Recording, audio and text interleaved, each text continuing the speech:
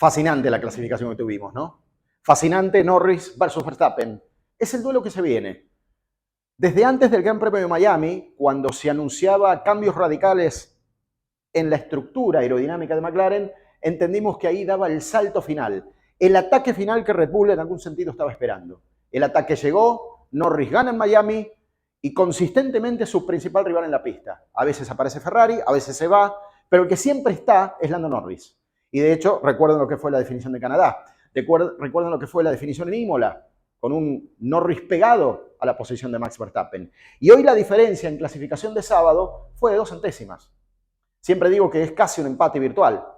El tema es encontrar dónde sucede esa diferencia, porque realmente es imperceptible. Solo el reloj puede determinar a dónde está esa pequeña distancia entre el piloto británico y el piloto de los Países Bajos.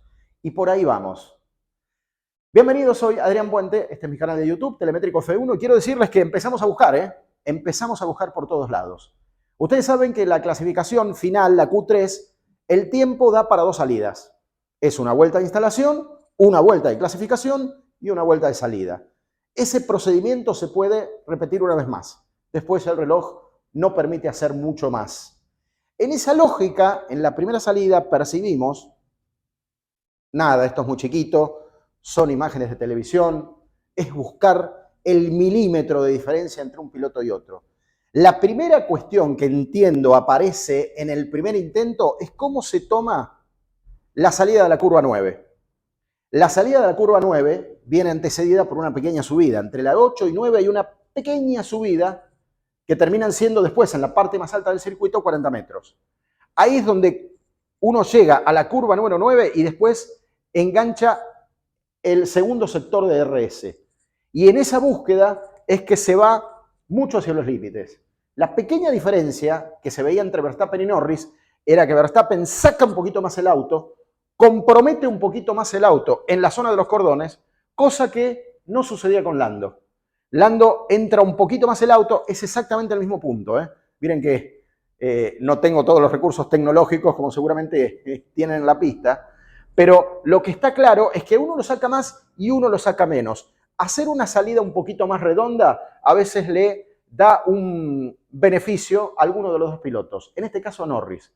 Pero les aclaro esto, era el primer intento de los dos y entre los dos el mejor era Verstappen en la vuelta global. Pero lo que les estoy mostrando es donde se podía sacar una mínima diferencia en relación al segundo intento. Y estos eran los primeros elementos que aparecían. ¿Cuál era el otro elemento que aparecía muy importante? Bueno, aquí les quiero mostrar la pista. ¿Cómo abordar la curva número 4?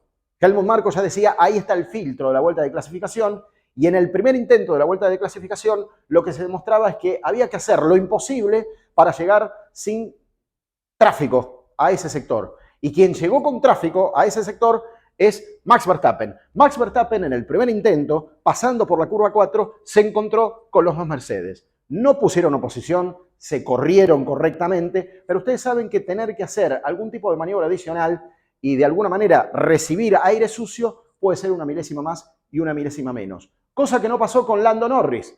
Lando Norris tuvo la ventaja de encontrar el sector limpio. Observen que Verstappen se encuentra primero con Russell, ahí es lo que demuestra la cámara, el primero es Russell y más adelante se va a encontrar con Hamilton. Insisto, no fueron oposición, los Mercedes no hicieron nada ilegal, ellos no estaban en su vuelta y Verstappen sí estaba en su vuelta, pero ya por el solo hecho de tener que negociar a alguien que va por adelante, con la turbulencia que expulsa generalmente el auto que va adelante, esto siempre es un recurso a tener en cuenta. En el caso de Norris, la llegada a la curva número 4 fue absolutamente limpia. Observen que Gasly no iba a hacer oposición en un sector absolutamente crítico que tiene el circuito. Avancemos, vamos para adelante y volvemos otra vez a situaciones de riesgo. Se vuelve a ver la tendencia cuando los dos van a buscar la vuelta definitiva, segundo intento, Verstappen estaba primero y Norris segundo, se vuelve a ver la tendencia de cómo Verstappen ataca sobre los cordones y cómo Norris ataca sobre los cordones. La tendencia es, en la subida de la curva número 8, ir hacia adentro, ir hacia arriba, en el mismo cuadro y bajo las mismas circunstancias. Acá Lando Norris saca un pequeño pestaneo, una milésima entre milésimas. Y esta es la imagen.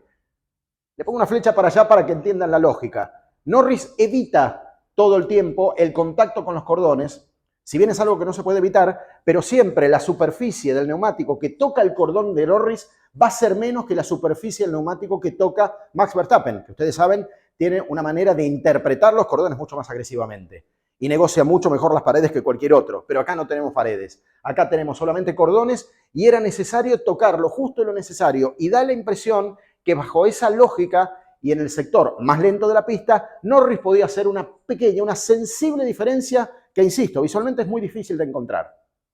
Ahora quiero que vean este recuadrito que les voy a mostrar, que es la lectura telemétrica del momento de Verstappen y el momento de Norris cuando se definía la pole. Ustedes saben que Verstappen es el primero que hace la vuelta de pole y atrás venía Norris. En ese momento vemos la fortaleza en el sector número 1 de Verstappen, que tiene un microsegundo púrpura, récord.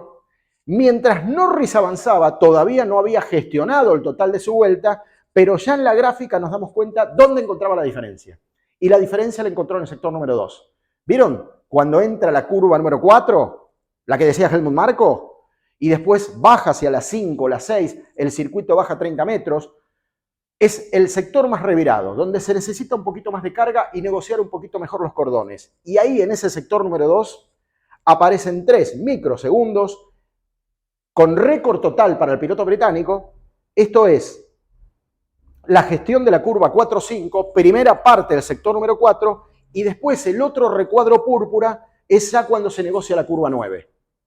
Y a estos lugares quiero llegar, porque hay que ver cómo uno gestionó la salida de la curva 9 y cómo el otro gestionó la salida de la curva 9. Y la salida de la 9, otra vez, Verstappen va 1 milímetro más arriba del cordón en la salida de la curva 9 para tomar el sector de RS hasta la 10.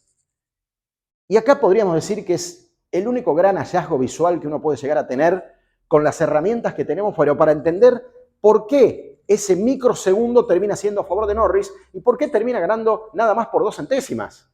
Observen acá, rueda Verstappen, mismo cuadro, mismo lugar. Lando Norris hace esto. Está un poquito más adentro, sensiblemente más adentro, imperceptiblemente más adentro. Ahora, en una pole position que se define por 2 centésimas o 20 milésimas, esto es mucho. Esto es todo. Verstappen se equivocó de ninguna manera, hizo una vuelta perfecta. Norris se equivocó de ninguna manera, hizo una vuelta perfecta. El tema que es una negociación de milímetros, una negociación mínima, imperceptible. La diferencia tal vez de alguien que más agresivamente interpreta el circuito contra alguien que lo manejó de una manera más sutil, evitando un poquito ese contacto o saliendo un poquito de ese contacto, lo que explica la pole position de Lando Norris. Ha sido un placer y muchas gracias como siempre.